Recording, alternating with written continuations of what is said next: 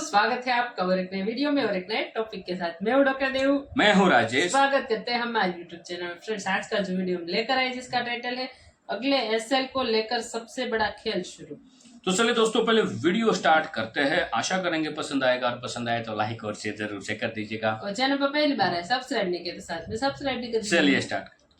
इस समय ईरान अपने इतिहास के सबसे बड़े संकट से गुजर रहा है, जहां एक तरफ उस पर इजराइल सीधे अटैक कर रहा है उसकी राजधानी में घुसकर, तो वहीं दूसरी तरफ दुनिया भर में जो भी उसने ताकत बनाई थी, हिजबुल्लाह, हमास, यमन के हूती विद्रोहियों के रूप में एक एक करके इजराइल ने सबका सर्वनाश कर दिया है। लिटरली पूरी ताकत जो थी उनकी देश से बाहर वो खत्म कर दी। लेकिन अब ईरान को एक ऐसा झटका लगने जा रहा है जिसकी उम्मीद उसे कतई नहीं थी, खास करके ऐसे मुश्किल दौर में। दरअसल आप अपनी स्क्रीन पर देखिए, रिपोर्ट निकलकर सामने आ रही है कि ईरान का जो सुप्रीम लीडर है अयतुल्लाह अली खमनेई, जो लोग नहीं जानते, जैसे उत्तर कोरिया में किंग जोंग उन है ना तानाशाह, ठीक वैसे ही ईरान का तानाशाह है अली खमनेई।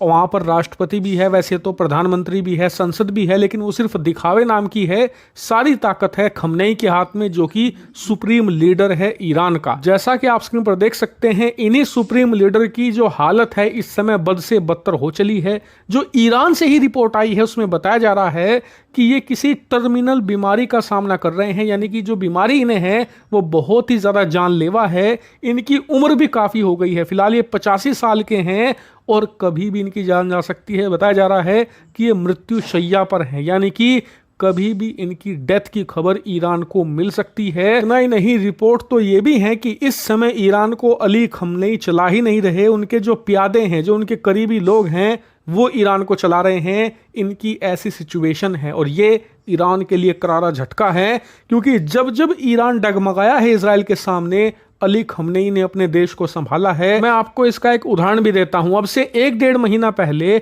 जब हिजबुल्लाह का मुखिया नसरल्ला इजराइल के हाथों मारा गया था, तो इससे जितने भी प्रॉक्सीज थे ईरान के दुनिया भर में, सबका हौसला टूट गया था। खुद ईरान का यहाँ पर मोरल डाउन हो गया था और कहीं ना कहीं उन्हें लगा था कि उनकी हार हो चुकी है।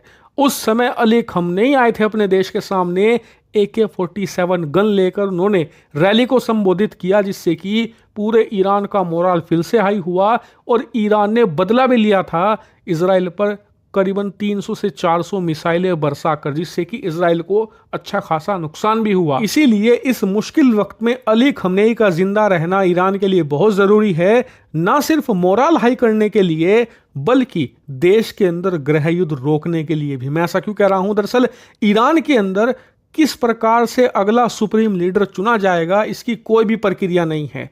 यहाँ पर जिसके साथ ज्यादा मौलवी होंगे ईरान के, वही आदमी ईरान का सुप्रीम लीडर यानी कि ईरान का तानाशाह बन जाएगा। ईरान के लिए समस्या ये है कि जो ईरान के टॉप मौलवी हैं ना, उनकी एक सुप्रीम काउंसिल होती है जिसके अंदर ये तय होता है कि कौन अगला सुप्रीम लीडर बनेगा। और इस समय वो सुप्रीम काउंसिल में जितने भी मौलवी हैं वो 2 फाड़ हो चुके हैं। आधे चाहते हैं कि इस समय जो सुप्रीम लीडर हैं अयतुल्लाह अली खमनेई, उनका बेटा है मुज्तबा अली खमनेई को अगला सुप्रीम लीडर बनाया जाए, लेकिन आधे से ज्यादा जो बाकी के बचे हुए मौलवी हैं वो चाहते हैं सुप्रीम लीडर के मामले में परिवारवाद ना हो। ऐसा ना हो कि सुप्रीम लीडर के परिवार से किसी को बनाया जाए। दरअसल जो काउंसिल है मौलवियों की, उसी में से एक मौलवी को चुना जाए और अगला सुप्रीम लीडर बनाया जाए, क्योंकि जो इनसे पहले के सुप्रीम लीडर थे उन्होंने भी अपने बेटे को नहीं बनाया था, उनकी जगह ये जो उनके खास आदमी थे अली खमनेई, इन्हें बनाया गया था।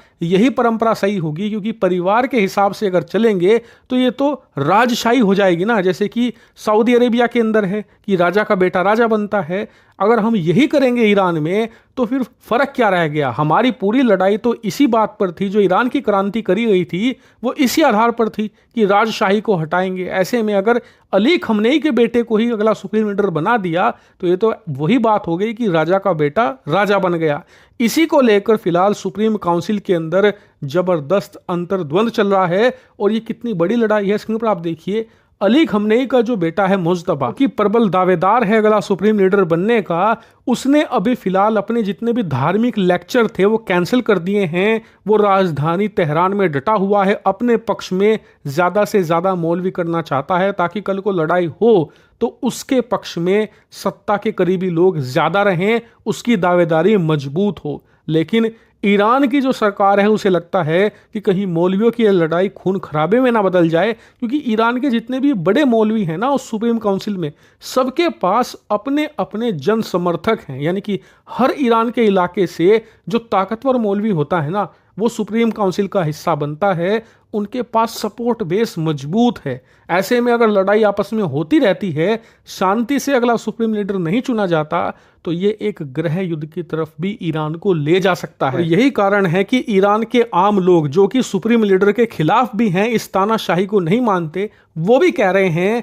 कि सुप्रीम लीडर का फिलहाल जिंदा रहना जरूरी है, कम से कम तब तक जब तक कि इजराइल युद्ध खत्म नहीं हो जाता, क्योंकि ऐसी स्थिति में इजराइल फायदा उठाकर ईरान के धागे खोलकर रख देगा जब ईरान आपस में लड़ रहा होगा। इसीलिए ईरान के लोग चाहते हैं कि लड़ाई अभी ना हो, वरना इसका फायदा इजराइल इतनी बुरी तरीके से उठाएगा कि ईरान झेल नहीं पाएगा। ईरान के अंदर बहुत ज्यादा ना सिर्फ खून खराबा होगा, बल्कि ईरान को नुकसान भी होगा। हालांकि जो भी होगा आने वाले कुछ दिन में आपको पता चल जाएगा, इसलिए आप चैनल को सब्सक्राइब कर लेना।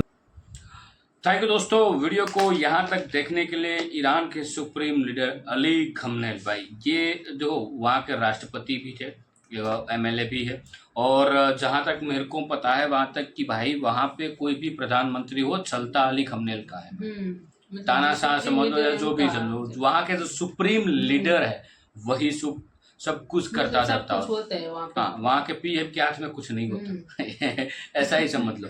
लेकिन यदि ये हुआ तो भाई कहीं ना कहीं इजराइल ताकतवर हो जाएगा। ये समझ लो कि अभी कुछ दिन पहले जो एयर स्ट्राइक इजराइल ने की है, तो उसमें ईरान ने जो मार खाई है, तो सबसे बड़ा एक लॉस्ट समझ लो कि अली खमेनी का ही बहुत बीमार है भाई, कभी भी उसकी जान जा सकती है, ऐसी सब कुछ हालत है वहाँ पे। लेकिन भाई जो डर है वो यही है कि और युद्ध जो है वो आगे ना बढ़े, इजराइल एंड ईरान का। यदि ये हुआ आगे बढ़ा तो भाई थर्ड वर्ल्ड वॉर 110% स्टार्ट होगी, क्योंकि ऑलमोस्ट कंट्री फिर इजराइल का साथ नहीं देंगे। जो अभी दे रहे इजराइल का साथ, वो भी फिर ईरान का ही साथ देंगे, क्योंकि वो भाई जो एक्सपोर्ट करता है ना भाई क्रूड ऑयल वगैरह, तो उससे कई सारे देश की धराह जो है ना, जीवादोरी बोलते हैं, वो चलती है भाई। तो ईरान का ही साथ दिया जाएगा, तो ये फिर वो बड़ा भवंडर हो सकता है। बाकी दोस्तों आपकी क्या राय है इस वीडियो के बारे में, कमेंट में लिखकर जरूर बता दीजिए। फिलहाल आपसे विदाई ले रहे, मिलेंगे और अपने वीडियो में आपके साथ। टिल देन, जय हिंद, जय भारत।